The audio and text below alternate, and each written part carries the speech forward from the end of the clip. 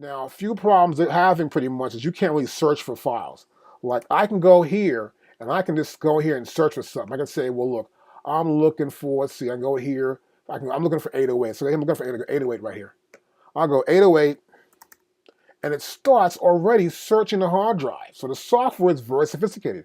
It's searching already, looking for files I'm trying to find. Oh, that file's here. Oh no, it's over here. I'll find it. It's in this little folder. There it is, Doc. I mean, that's kind of hot. Kind of feeling that. Now with the MPC, there's no way to actually search. You have to do it yourself and search through the whole system to get stuff going on, which is kind of different. So you'll also see here in the bottom we have controls. Now we got play, start, play, stop, overdub, and record. But here on Maschine is not that. You've got this play start. That play start. Play start. That's it. I can stop by hitting play. I can press play. It plays from where it's at.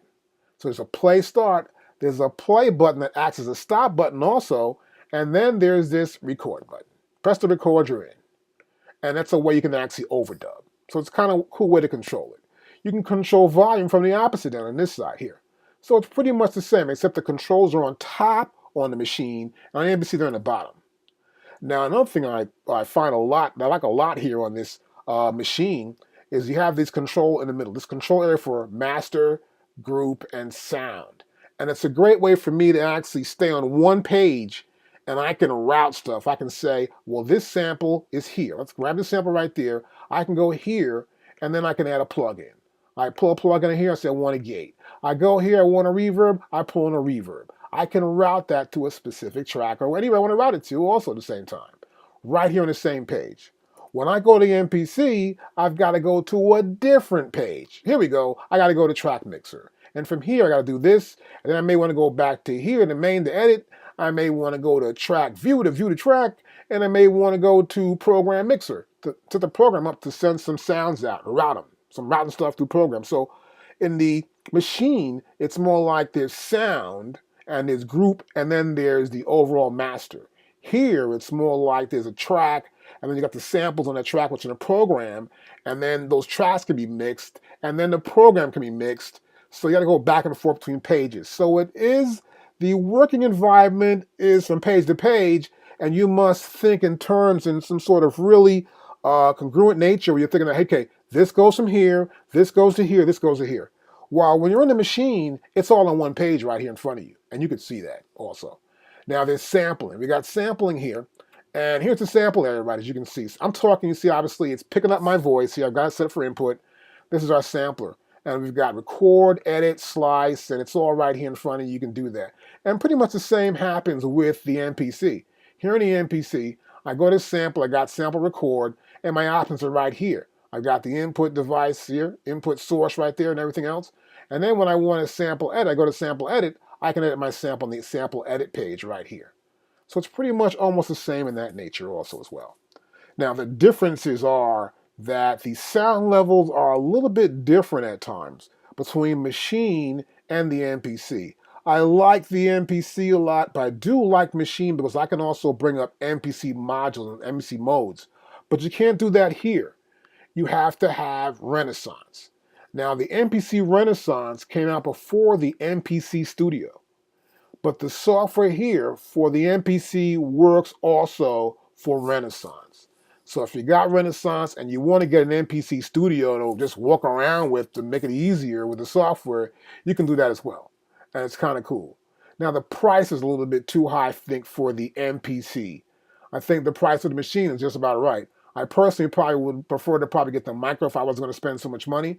But this is no more than $500 now for the Maschine. That's not too bad. It's pretty easy to get around with. Now here, the beauty of this Maschine, let's go back again, is that this Maschine here, watch this. I'm going to press play. It's going to play the track. It's playing it along. Okay, we're playing the track. Oh, here it comes. The beat's coming in. It's playing. Now watch this. This is unplugged now. You got that? That's totally unplugged there. I'll press stop here. I can use the software without the hardware. I don't really need this. I can say I could be on a plane. I could be on a train. Well, you don't take your computer on a train, but you know what I mean. You could be somewhere with your computer and just work on a project without having to put the hardware up in order to use the software, which is a beautiful thing. I like it a lot because that way it doesn't matter. I pull a plug in, I just need to move some stuff here, put the beat here, drum kick there, bam, I'm good to go. Okay, check this out. Now I'm gonna go back to the MPC. Here's the MPC. I'll pull the MPC up. Whoa, we're playing the beat right there already. That's the MPC, right? Okay. I'm pulling this sucker out like that, right? Still playing, right? Uh-oh, look what happened. It stopped me. Look what it says here. MPC hardware not found. Your MPC hardware could not be found. The software will produce silence. The software will produce silence until you reattach the hardware. Because you got to do it. We won't let you do anything else without the hardware because we want to keep you tied to the hardware. I don't know why you want to do that. But so, I got to put this back in here in order to run it. And that, I don't like. And we're back running again. See that? But I am back running. Okay, so let's stop that. Now, here are the plugs for MIDI. I'm not really a fan of this, only because I've seen stuff happen in sessions where someone kicks a plug and all of a sudden, oh man, that track was great. I'm not really a fan of it, but if you can do it and secure, it's not too bad. And over here, put my headset back on here. On the machine, we got plugs right here built into it. That's right, I can plug it right in here, my MIDI cables, and I'm good to go. Otherwise, everything's the same.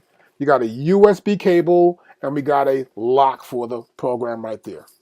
Now, what I like about this also is that there are a lot more buttons here for me to turn. And the windows are 2 windows here. And so what happens is, like on the MPC, you got the F buttons and you go to certain pages. Here, you can just turn a knob. You're going to get information here, and you'll be able to see it. Let me put this back in, actually. And since we are doing a comparison, I want to get it up for you. Okay, here we go, right here. And you see it's going to start there again. Going to do its beautiful thing there, locking in. And then you'll see there that we've got some stuff there, information, right? And then so I can turn a knob here, and it'll turn that knob that you see on the software for the end. And if I go to a different set of, let's say I go here to the gate or something like that, I will be able to see that, or go to the gate here, I'll be able to see that. I can use these knobs, and they will be programmed for these knobs here. So these knobs and these buttons work together. I can move faster, a little bit faster, well, not a little bit, much more faster than an MPC, because it's all right in front of me, and I can just maneuver with the keys. Now the pads also act as buttons as well. You can hold the shift button down, you can access these buttons, and then you can also access these pads as buttons as well. And that's also on the MPC too. So in general, I don't know, there's a big competition here about using these 2 devices. And it just depends on what you like the most. If you're an MPC guy, you can go with the MPC. You know, it's not that bad a gear. And really, if you listen to a record, you can't tell if someone had an MPC or the machine, because you're gonna get an engineer like me who's gonna like, I want the record to sound great. I want to make it slam. I want to make that record sound really great. So we're gonna pull up big fat Neve EQs, SSL boards, you know, multi-million-dollar facility. We can make anything sound good. But for you at home, you want to make something sound good, you'll be able to hear the difference between the machine and your Akai MPC Studio or your Renaissance. So for me, I like the machine so far, but I believe Akai may catch up and try to get some work done and bring in some really good engineers that can help build this software so it can be what it's supposed to be. But in reality, it's good to have competition because the both of them will battle it out, and we're going to be the winners. That's about it. So look, any questions, hit me up at samplekings.com and check out our videos. You can buy the DVDs or get the downloads for them too. Just get it downloaded and check it out. And look, I'll see you next week.